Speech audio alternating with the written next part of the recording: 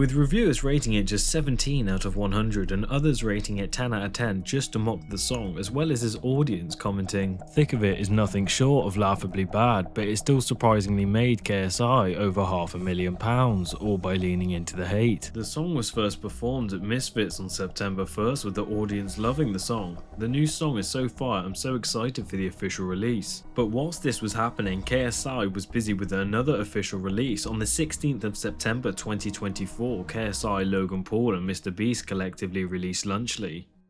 Ladies and gentlemen, we'd like to introduce you to Lunchly. But with both Mr. Beast and Logan Paul being embroiled in drama, people found any excuse to hate on the product, with comments such as, "I miss the old YouTube, what happened to my goat man," and the holy trinity of scammers. But it was Dan TDM that really stoked the fire with his tweet, "What happened to YouTubers, man? I can't not say anything anymore. This is selling stuff for the sake of making money. Simple. How does this benefit their fans? This is selling crap to kids who don't know better than to trust the people who are selling it to them. Do better." KSI would then respond, showing Dan TDM had sold similarly poor products to his own fans. "Crap to me? How does this benefit your fans, Dan?" He would then reiterate his point by showing Dan had also promoted and made a whole video on Munchback to his Minecraft audience full of kids. But even KSI's own fans were turning against him in the comments. "What's wrong with you? Dan TDM is the GOAT. KSI fall off, man. You wish you could make merch this good." But KSI's poor reputation had already destroyed the Thick of It release. Okay, they hate Mr. Beast and they hate me on Twitter, okay? When it comes to Twitter, Twitter is just a cesspool of the most depressed people on this earth. Despite the hate, KSI decided to try and leverage the controversy to promote his new single. This whole Dan TDM and Lunchly beef really shows that I'm in the thick of it. In a later tweet, he would state, "A lot has happened these past few days online, so here I am addressing everything below," which would redirect his fans to a link to pre-save his new song, which would just aggravate fans even further. Bro, please get a PR team. Dude, it was one quote tweet from Dan, let it go. No one cares about your song, mate. But with all the hate came significant public scrutiny for the song's release, turning this into a strategy to promote the song by pretending to be annoyed by all of the hate. Like, do you not think you couldn't accidentally have made a funny song? Well, I wasn't trying to make a funny song. You weren't trying to, I but was you literally accidentally trying did. to make a song about my life. But is the song funny outside of the context? It's not funny! No, outside. It's funny! No. Is my life funny? He would go on to stir the pot by referencing Dan TDM in several further tweets, only to drive up attention. "Ayo, Dan TDM, why didn't you come over to Sidecast? Let's talk this out like men." And no reply publicly or privately. It's obvious you tweeted just for likes, interactions, and to be seen as a white knight. And before your stupid minions reply or meme me, you started this, I'm just trying to finish it. With still no response from Dan, KSI decided to try and shift the focus to the fans themselves to drive up the publicity. "These stupid fans leave trash comments on my new song, think they're getting to me. You're not. It's not funny. It's boring. You're wasting your time." Which led to even more people making TikToks about the song, hating on it, which only increased engagement. He'd go on to hire 5 moving billboards to promote the song, sparking a comment from Keemstar. KSI is forcing people to listen to his new song, Thick of It. This has to be some form of punishment, which KSI would reply to stating, "WTF as his caption, it's called marketing. I can't even promote without people taking the piss now." It would seem the only person who actually liked the song was KSI himself. I really like the song. I think the song is a banger. I think the song is an absolute banger. On my KSI would employ the same strategy of being annoyed on the Aiden Ross livestream. It's so mad. Have you seen what I've been going through? Okay, these but past few fucking days. I'm not them. It's me happy releasing my music, and then I've got people trolling online repeatedly, and there's nothing I can do. He would end up getting so infuriated that he would leave the stream altogether. Yeah, you're pissing me off. You know that shit is ass. It's not my fault you made an ass song, bro. Fuck yourself. You're good. Fuck all your fans and fuck you. No. Oh, come on, JJ, dude. Despite the constant mockery of the song, this would inadvertently drive up streams. Even the sidemen thought that KSI was genuinely mad at the hate. Thought JJ orchestrated it all. He is claiming that now. He is claiming that. He claims that to We us now. know in the group him. chat, but we know him. We know that Yeah, at and we know one he's point lying. he was burning. Bro, burn. Hard burn. And so the tides would begin to turn as people began to realise that KSI's genius strategy was beginning to form. I can't believe they're still believing that his anger towards the hate on the song is real. Even I know it's all fake and using the hate to promote his song. Either JJ is copying or he truly is a master manipulator. JJ was 100% not remotely pressed and knew exactly what he was doing.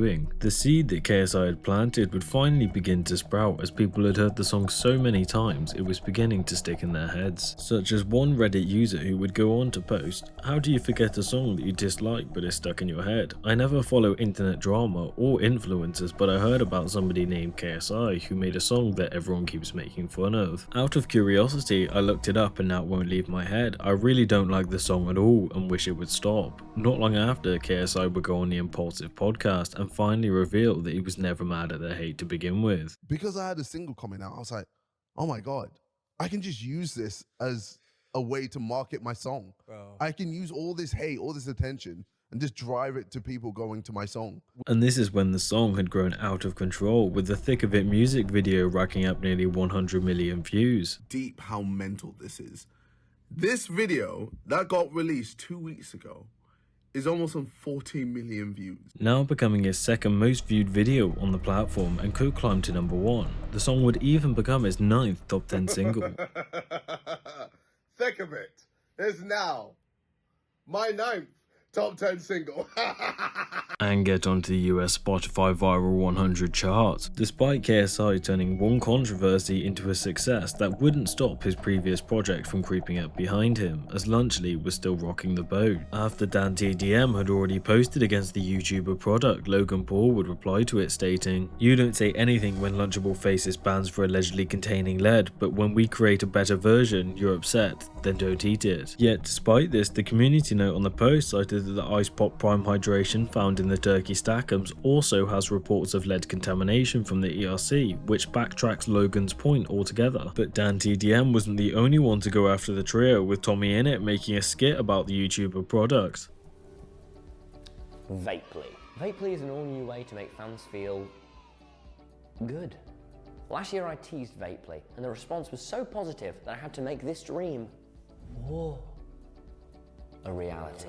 Whilst the product was already becoming a meme, Logan wouldn't help the cause, Stick. I like my cheese drippy, bruh. which unsurprisingly spread like wildfire, with the whole internet instantly mocking him. But despite the mockery, there were serious criticisms of the product's nutritional claims, as pointed out by Dr. Mike. At the recently passed nutrition standards set forth by the USDA for school lunches and see how Lunchly compares. Going line by line here. Less than 10% of calories should come from saturated fat. Lunchly turkey, 23% of calories come from saturated fat. Less than 10% of calories should come from added sugars. Lunchly turkey, 10.4 comes from added sugars. Incorrect health statements weren't the only thing wrong with the product, as several people would address the mold found in their Lunchlies. This is molded.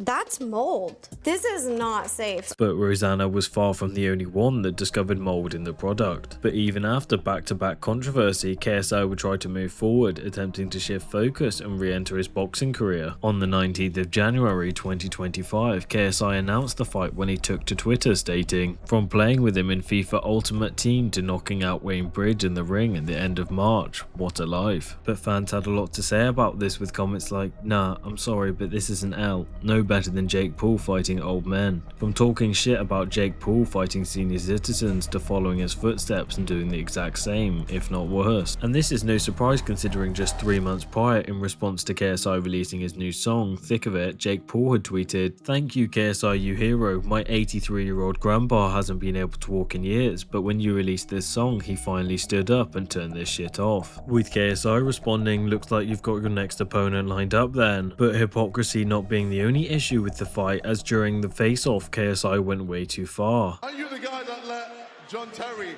smash your ex? Oh, you want to go there straight away, dear? I'm pretty sure that's what you're known for. Just 2 days afterwards, Wayne Bridge took to social media announcing he dropped out of the fight, with a statement reading, "Of course I expected to face some criticism, but I feel like what was said on Saturday crossed a line." These are deeply personal comments that affect mine and other families involved in the situation. I'm a family man first, and my priority is protecting them. My opponent is someone that many children look up to around the world, including my kids. I hope one day he'll look back on this differently. I personally don't want to be involved in these exchanges. This being the final nail in the coffin for KSI, as what was left of his reputation is now in pieces.